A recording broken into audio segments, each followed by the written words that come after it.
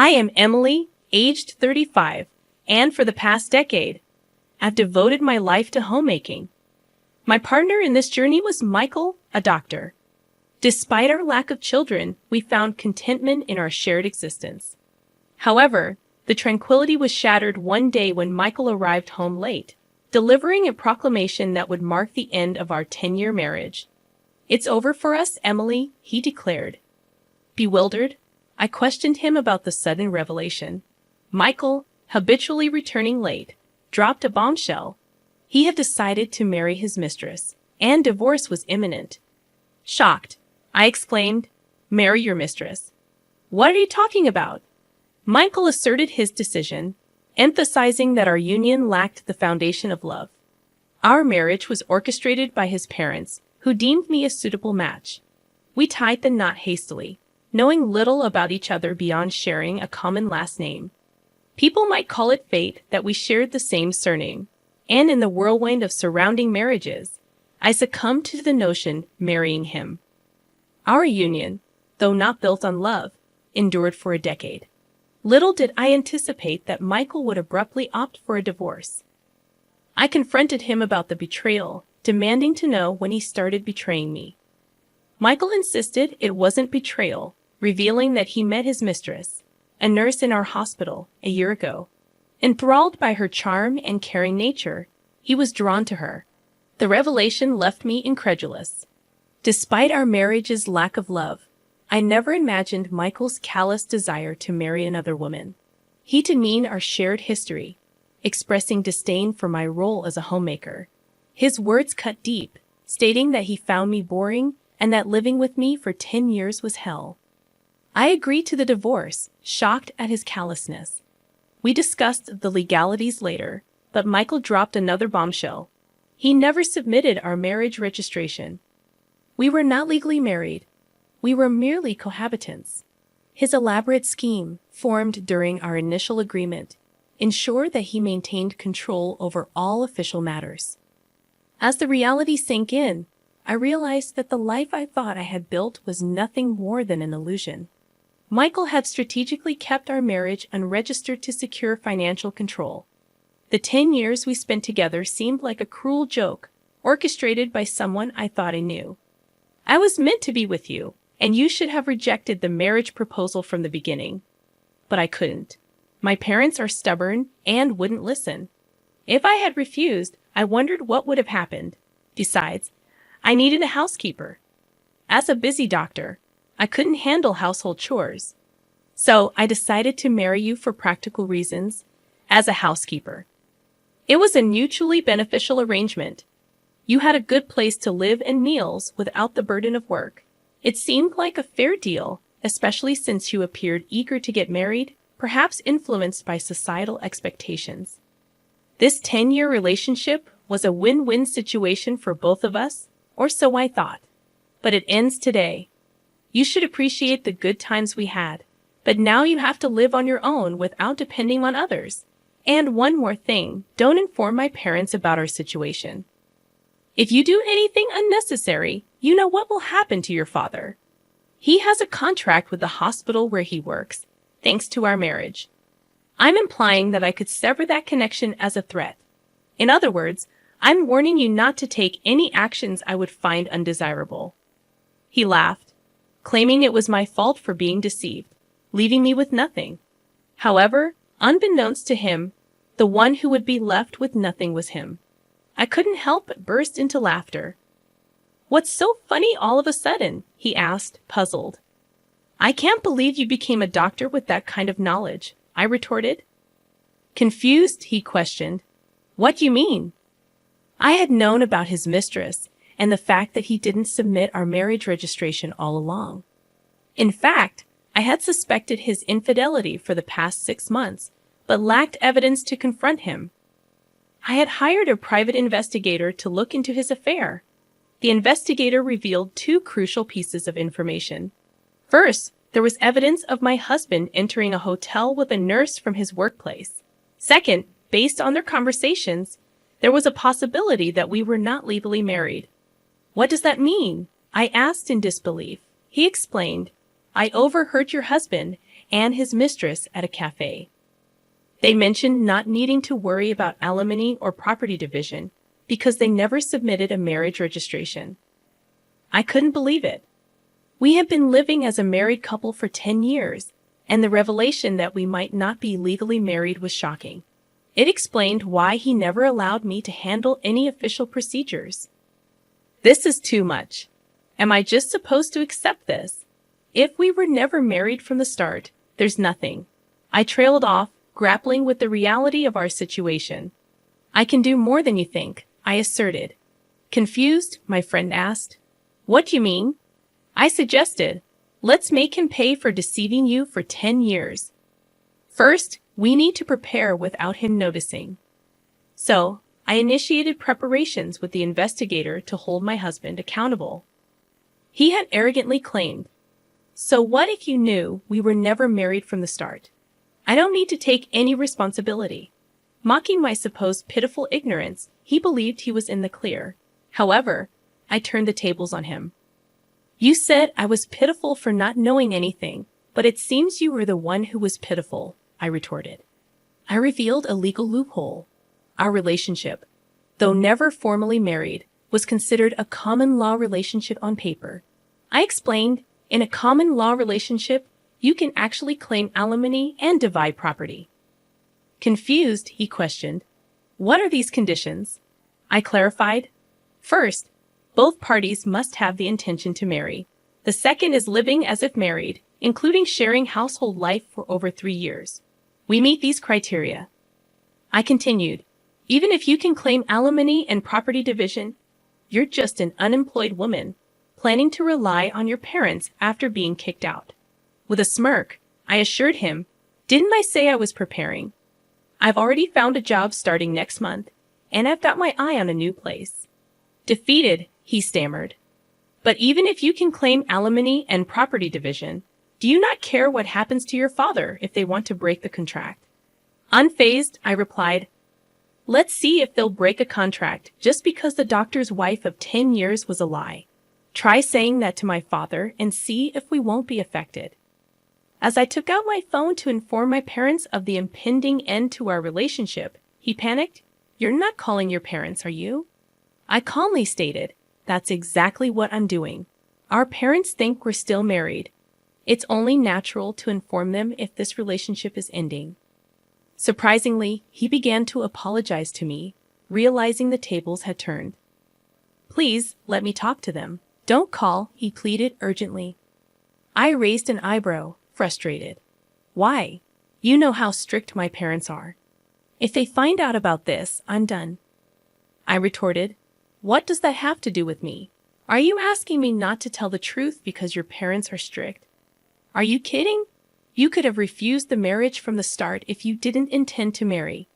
After 10 years of a selfish marriage, you're afraid of your parents finding out.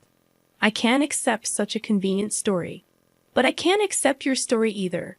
I'll make sure to tell both your parents and mine," I declared, and without hesitation, I called both sets of parents. All 4 were shocked upon hearing my story, leading to a prompt arrangement of a meeting at our house. "I've heard everything over the phone.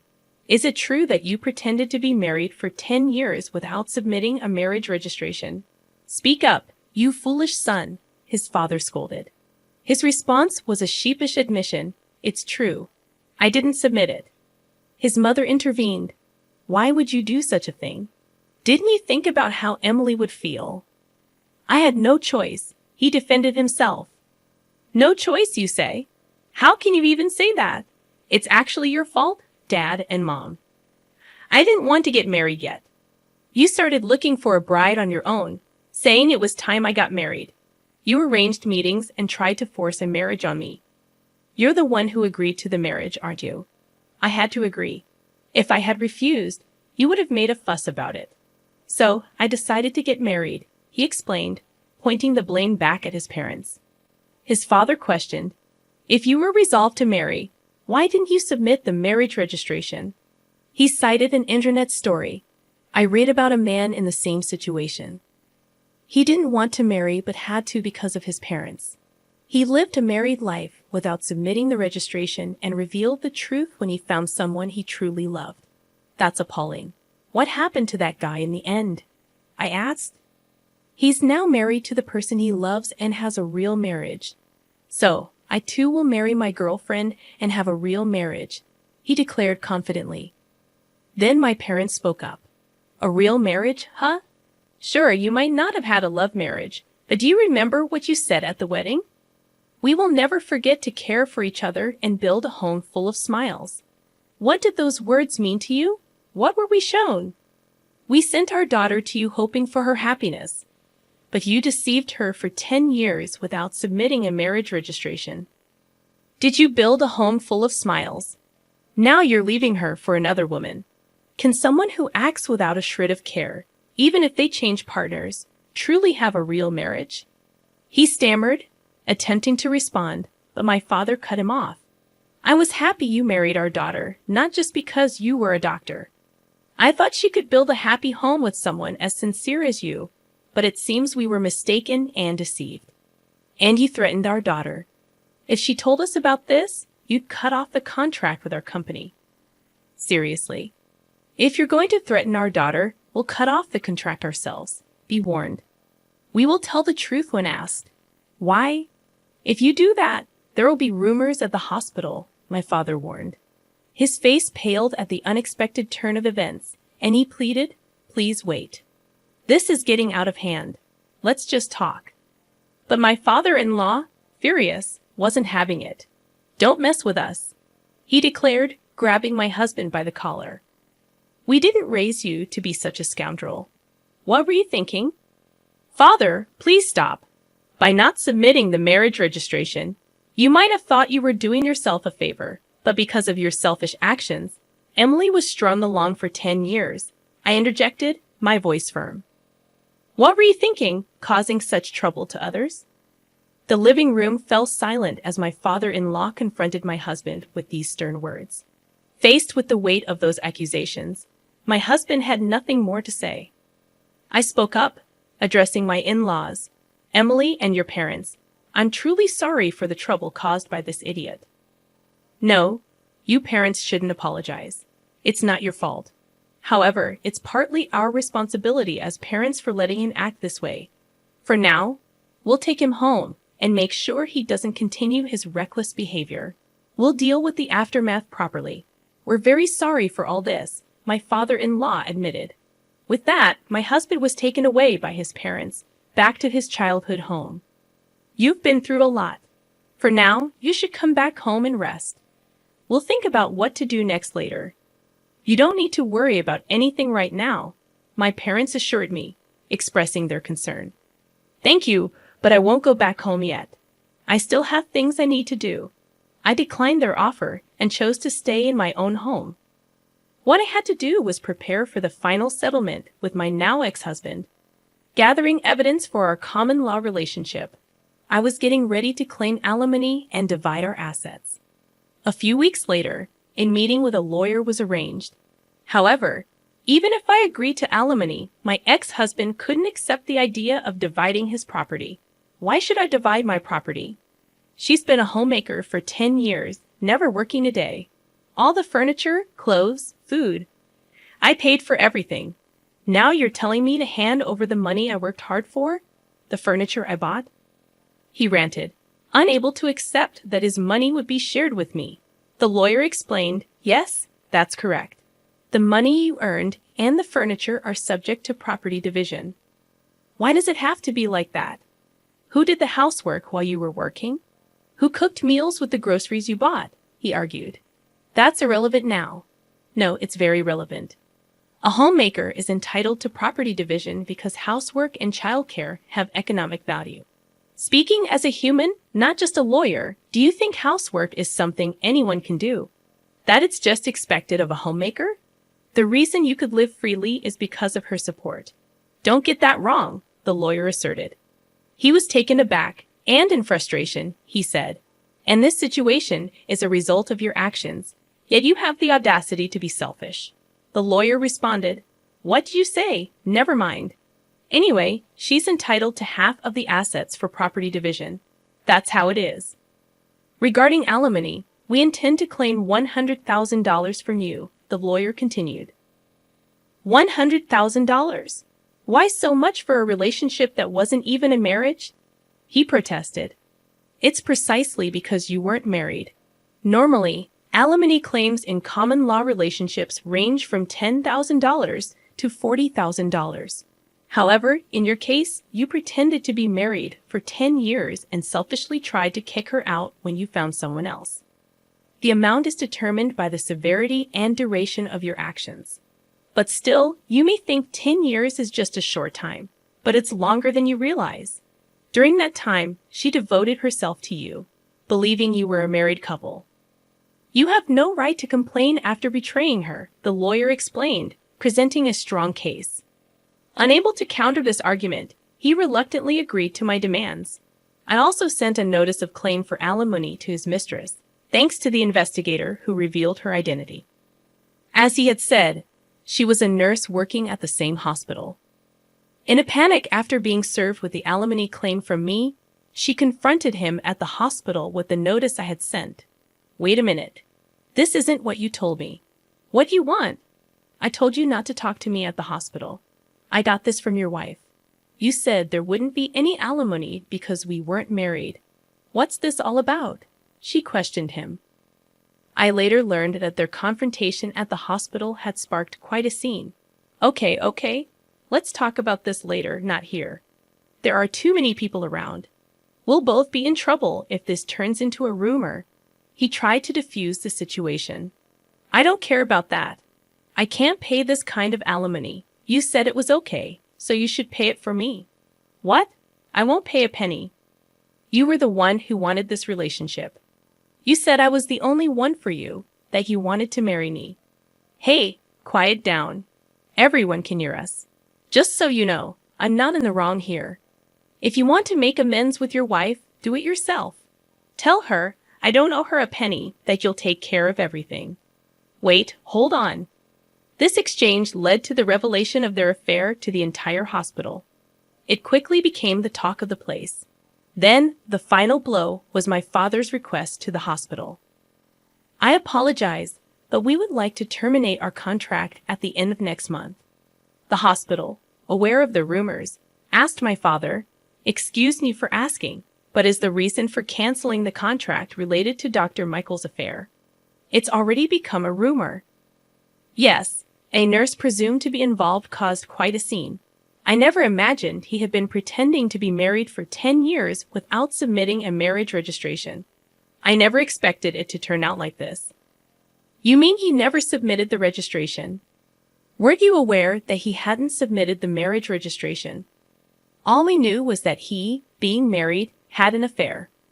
What do you mean he didn't submit the marriage registration? With my father's request, it was revealed that he had been deceiving me for 10 years by not submitting the marriage registration. This news spread among the other nurses. Dr. Michael deceived his wife for 10 years without submitting a marriage registration, and he had an affair with a nurse. How low? How could he do that? Can someone really not notice for 10 years? Apparently, Emily's maiden name was the same, and he managed all the official paperwork. That's scary. The rumors spread not only among hospital staff, but also to patients, and both Michael and his mistress received cold stares. Unable to endure, they soon resigned from the hospital.